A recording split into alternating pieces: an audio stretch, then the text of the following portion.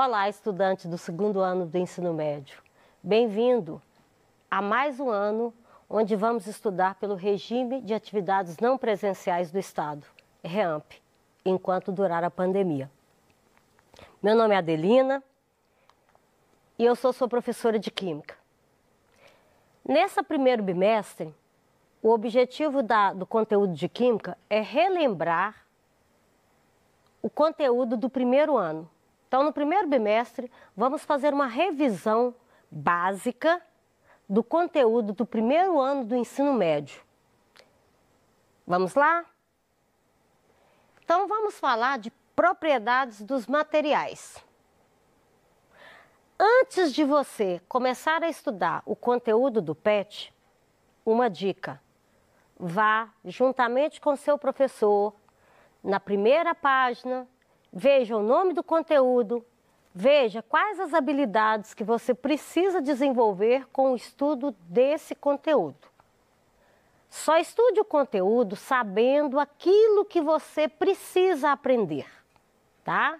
Por exemplo, habilidade fundamental para o seu estudo do primeiro ano e da continuidade ao segundo ano: saber identificar temperatura de fusão e de ebulição, densidade e solubilidade dos materiais como propriedades específicas. Vejam bem, propriedades específicas é um conjunto de características que permitem diferenciar um material do outro, que permitem identificar um material do outro. Ele é identificar um material. Na verdade, as propriedades é a identidade, a impressão digital dos materiais. No entanto, temperatura de fusão, temperatura de ebulição, densidade e solubilidade, você precisa saber sobre elas no final do seu estudo de Química do primeiro bimestre. Outra habilidade essencial: diferenciar misturas de substância. Lembrando que substância tem propriedades definidas, mistura é formada por duas ou mais substâncias e não possui propriedades definidas. Ainda, outra habilidade fundamental: reconhecer a história do desenvolvimento dos modelos atômicos, ou seja, conhecer quais os modelos, qual o contexto histórico cada um foi elaborado, qual a base experimental. Conte com a ajuda do seu professor para consultar o livro, seu livro didático, para estudar, para olhar esses modelos no PET, e busque também na internet simulações que mostram cada um desses experimentos. Outra habilidade fundamental: saber usar a tabela periódica. Lembrando que a tabela periódica ela é uma organização dos elementos químicos conhecidos até hoje. A tabela periódica ela não é para ser decorada, ela é para ser consultada. Nas aulas de Química do primeiro ano e do ensino fundamental, uma das habilidades necessárias do estudante é saber fazer uso da tabela periódica, é utilizá-la. Vamos começar com as propriedades da matéria. Sabemos que a matéria ela pode ser encontrada nos 3 estados físicos: sólido, líquido e gasoso. O que acontece para a matéria mudar de estado físico? Quando varia a pressão e quando varia a temperatura nas quais o material está submetido, ocorre variação no estado físico do material. E como que a teoria das partículas explica essa mudança de estado físico e as características do material em todos esses estados físicos? No estado sólido, as partículas estão altamente organizadas, ao contrário do estado gasoso, que as partículas estão totalmente desorganizadas e bastante distantes umas das outras.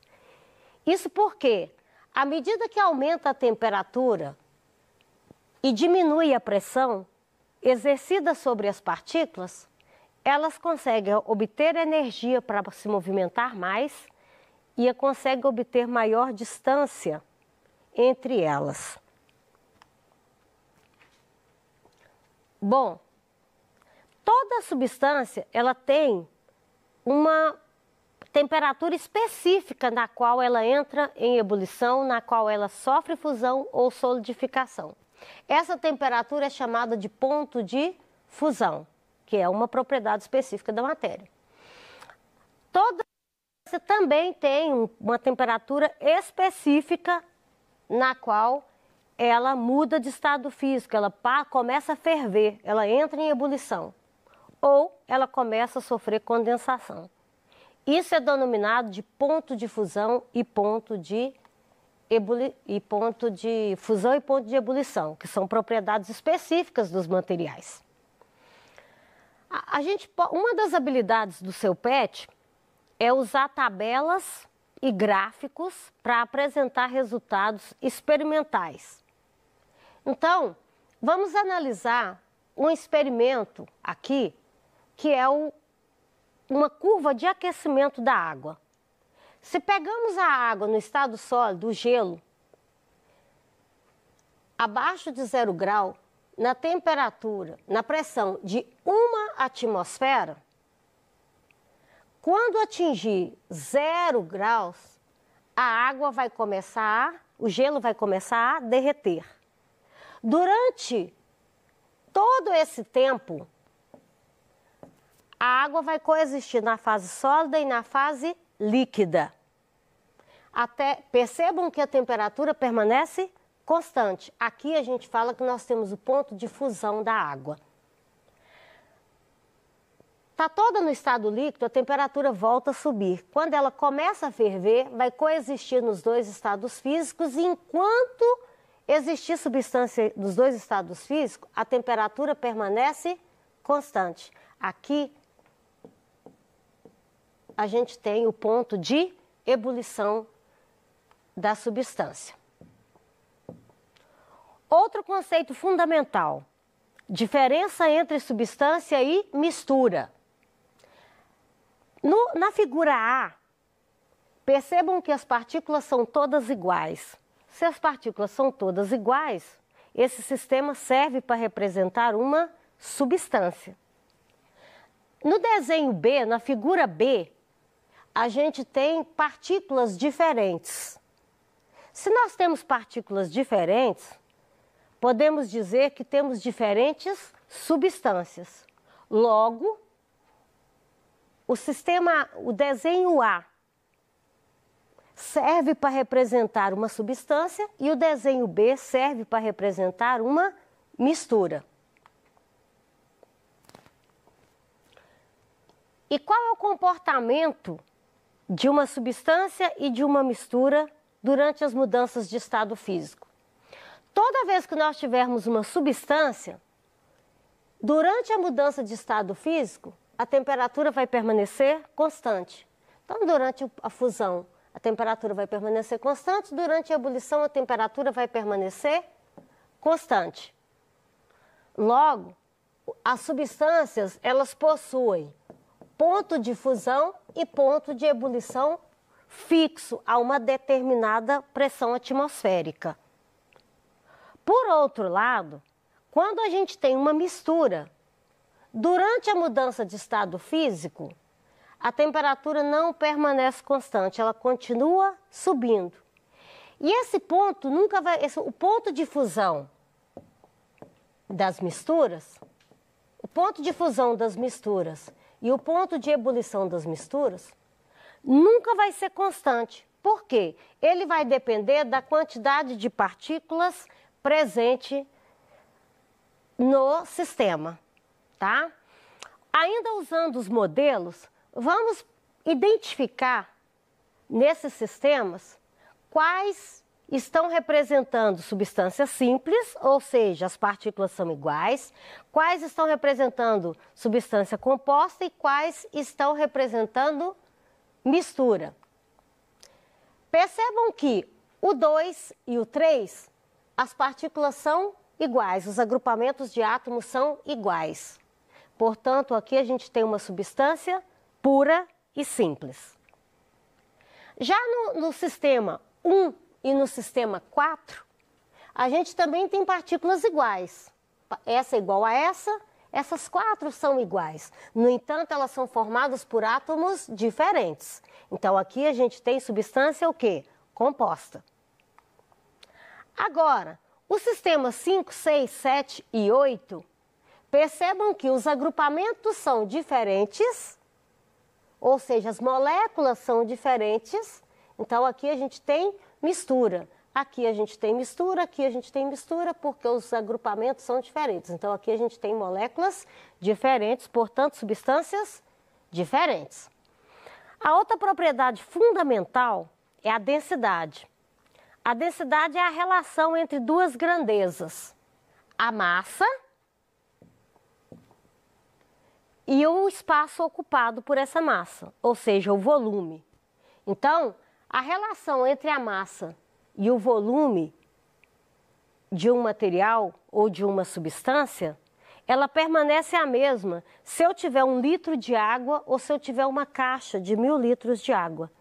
Por quê? Porque a densidade é a relação, é a quantidade de massa que cabe dentro de um determinado espaço.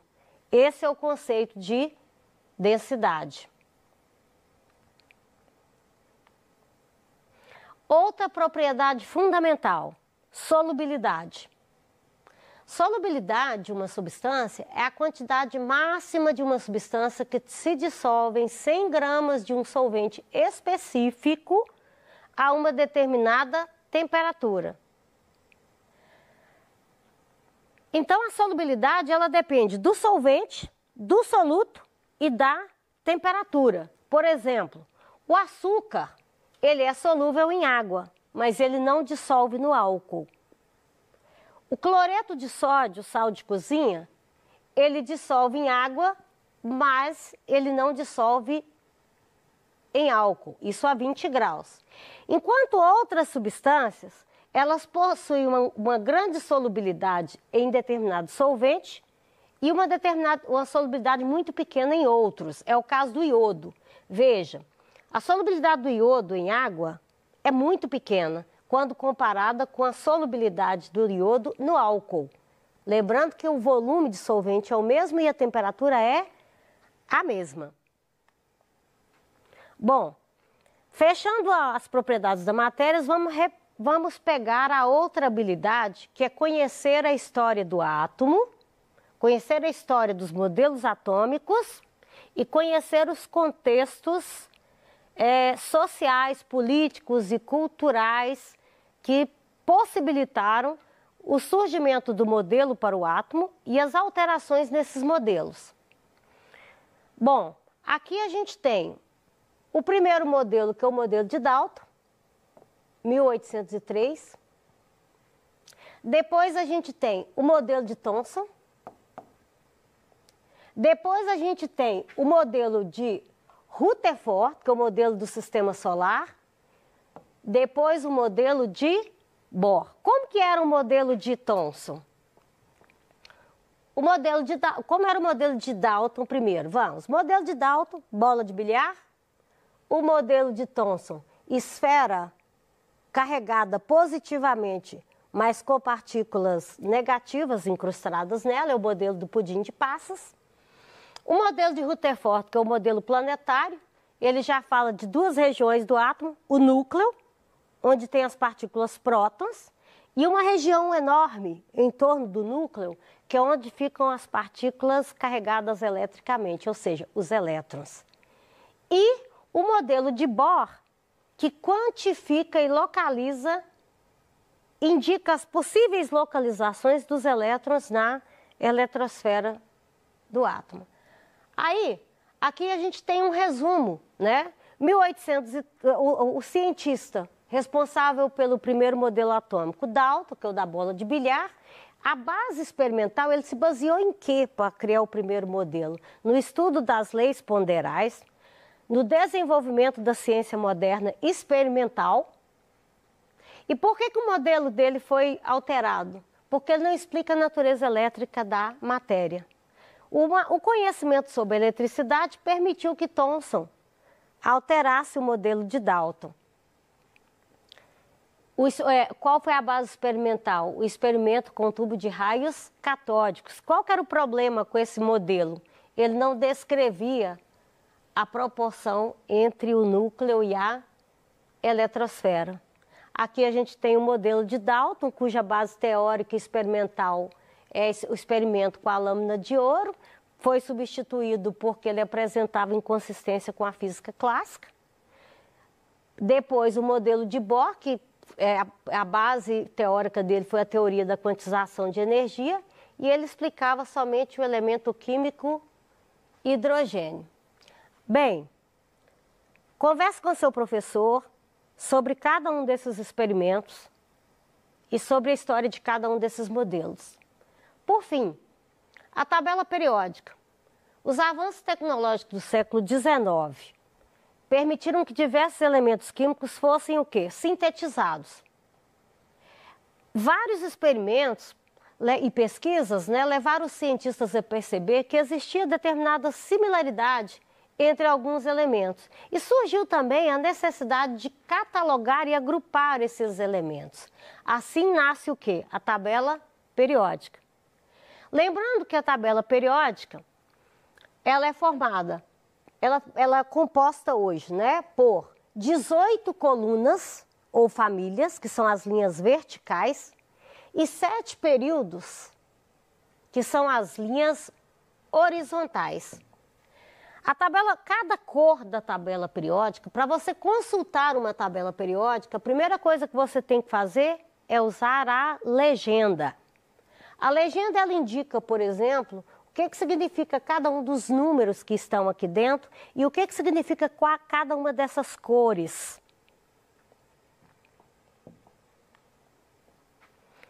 As famílias da tabela periódica também, algumas famílias recebem algumas denominações específicas. Por exemplo, a família dos gases nobres, a família dos halogênios, as famílias dos calcogênios, do nitrogênio. Mas tudo isso você acha na legenda da tabela. Nessa aula, eu fiz um apanhado geral do conteúdo que você precisa rever, né, juntamente com o seu professor, na primeira e na segunda semana do seu plano de ensino tutorado. Vamos recapitular? Primeiro, você precisa identificar, conhecer as propriedades ponto de fusão, ponto de ebulição, densidade e solubilidade. Você precisa identificar ponto de fusão e ponto de ebulição, identificar quais os estados físicos que as substâncias se encontram de acordo com a temperatura na qual elas estão submetidas, de acordo com o ponto de fusão e o ponto de ebulição delas. Você precisa saber calcular a densidade de uma substância, que é lembrar que a densidade é a relação entre a massa e o volume. Portanto, densidade e volume são grandezas inversamente proporcionais. Aí eu te pergunto, quem pesa mais, 1 quilo de chumbo ou 1 quilo de algodão? Ambos pesam, ambos possuem a mesma massa, 1 quilo.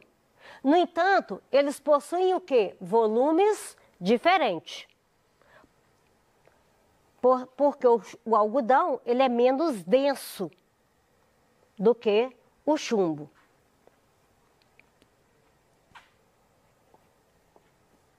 A outra coisa que nós precisamos lembrar é a tabela periódica não é para decorar, a tabela periódica é para consultar. Ela é o seu mapa do ensino de química. Com relação à história dos modelos atômicos, você precisa conhecer os principais modelos e o que cada um explica e qual o contexto histórico que cada um nasceu, cada um foi criado. Então, pegamos os principais pontos e as principais habilidades que você precisa desenvolver no seu estudo de química ao longo desse primeiro bimestre. Conte com a ajuda do seu professor nos seus estudos e até a próxima aula.